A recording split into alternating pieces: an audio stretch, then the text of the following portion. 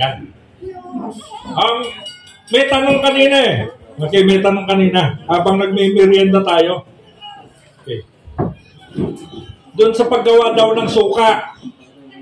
Kasi na livelihood kasi ito eh. Sa paggawa ng suka. Kasi isa sa problema ng mga magsasaka, mahal ang suka. Lahat ng klase po ng suka na gagamitin sa farm, pwede. Maliban yung galing sa lasing, hindi pwede yun. Okay. Kunwari sa... Okay. Example ko po sa inyo, ito example, yung kanina, hinog na saging. Okay. Pwede po yung ganito. Di ba, bumili ka ng pineapple. Yan. Binalatan mo. Ang kinain mo yung laman. Yung balat, huwag mo itatapon. Gagawin natin suka. Yung balat ng pineapple. Yan. English. Kasi pag nagle-lecture ako, bastos daw po yung bibig ko. 250cc. Balat ng pinya. Kaninong pin? Kanya. O nga. Anong gagawin doon sa balat ng pinya? Okay. Balat ng pineapple. Ang gagawin po, kunwari, meron kang container. Yan. Kunwari, container yan. Container. Ang dami ng balat na gagamitin mo, ika-4 na parte ng container. 1/4 ng container. O, kung hinatin mo, ika-4 na parte, nandito yung dami ng balat ng pineapple. Kung gaano ang timbang nung ginamit mong pineapple, ika-4 din na parte ang ihahalo mong negrong asukal o molasses. Walang molasses, walang negrong asukal. Pwede yung pakaskas. Panutsa, o anong tawag doon? Tagapulot. Yan. O, yun, yung binao. Sinuklob. Ayan. Pwede yun. So, yun yung ilalagay mo. Okay. Pag pineapple, at yung malinaw, o medyo manilaw-nilaw, malinaw yung kanyang magiging resulta, okay, gusto mong medyo manilaw yung kanyang kulay, yung kulay suka, ang gagawin mo, dadagdagan mo ito ng yung yung lata ng yung panghalo-halo na gatas.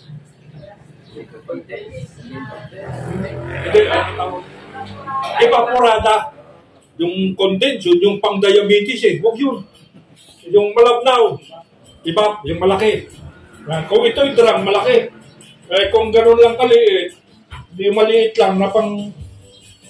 Yan. Lalagyan mo, ihahalo mo doon. Pag may tubig na, saka mo ilalagay yun ha. O, tapos kuha ka ng... Pag isang drum yung... Ayan, maingay yung music.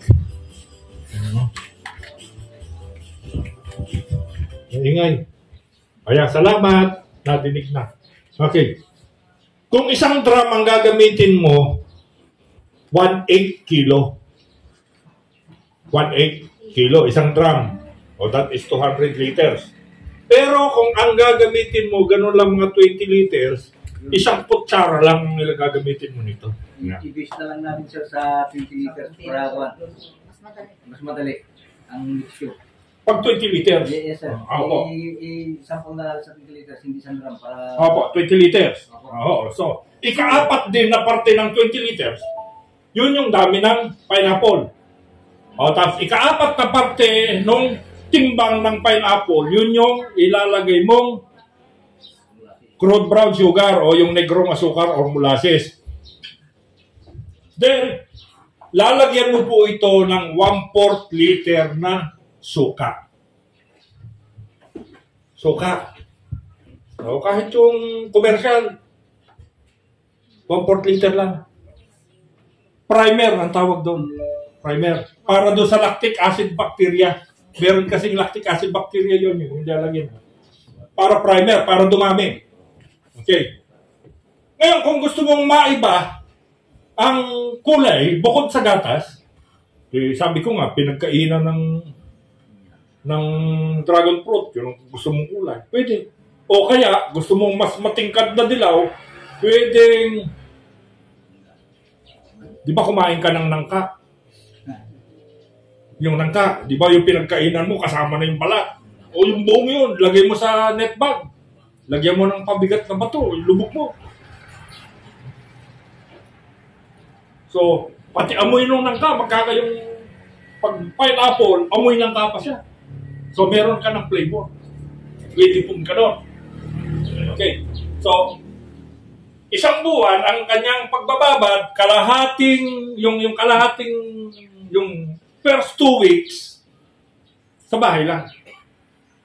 Yung natitira pang 2 linggo, ibilad mo na sa araw para tumiba yung kanyang lasa.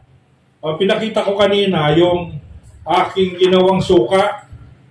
Yan, ang ginamit ko namang flavor ay sugar beets or dragon fruit. Yan. So,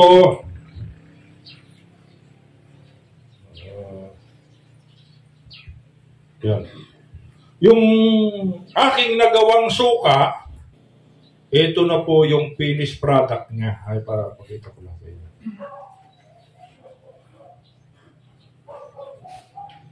Ayan yung suka. Yan. Sugar beets o dragon fruit ang nilagay ko. Yan, yan.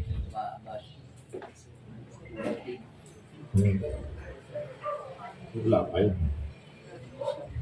Yan po yung suka. Opo, ang flavor. Pero lumo na saging ang ginamit ko. Strawberry. Pwede. Or yan. So, ibig ko po sabihin, pwede ngayon. Pag marami ka ng suka, livelihood, pwede mo siyang ilagay sa bote. Patinda. Pag kailangan mong gumamit sa suka, pampalayas ng anay, pampalayas ng insekto, ihalo mo sa microbial inoculant. So, hindi ka na mahihirapang mamamahalan sa suka. Yan. Sa binigar. Okay. So, yan. Naidagdag ko lang. Para halos ganun din po ang gagawin mo sa ibang prutas. Yan. May susubukan akong prutas kasi pinasusubok sa akin yung aking pinsan na mayor sa Infanta Quezon. Yung katmon. Ay masing nga. Sabi niya, pwede bang gawin suka? Pwede. Mayroon pa isang pinakaka sa akin. Yung makopa. At saka yung mas maraming ginagawa sa Antipolo, yung tinatawag na yung kasoy. Yung big nai kaya, sir? Balubad. Ay, balubad. Yung big nai kaya, sir? Mas maganda po pag kamyas. O kaya karamay. Sir, kamati. Alam niyo yung karamay? Bilog-bilog na sa puno. Maasim din yun. Pwede po yun. May asukal dapat siya. Yung asukal po kasi na ihahalo mo, ang tawag po natin doon, activator ng bakterya. Activator siya. So, makakaproduce ka ng maasim. Yan. Tingnan nyo ha. Kadalasan, yung mga gumagawa ng suka, ginagawa nilang purong prutas. Actually, ang target talaga nila, gumawa ng alak.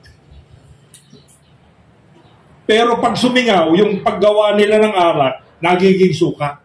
Pag nagkaroon ng hangin, suka na yung kahit hindi na siya magiging alak. So, ang gagawin natin, alak at suka lang. Kaya sa halip na puro, ang gagawin natin, mas madami yung tubig. At suka po talaga siya. Masing, kulang na lang ng sitsaron. O kaya isda, apaksin mo.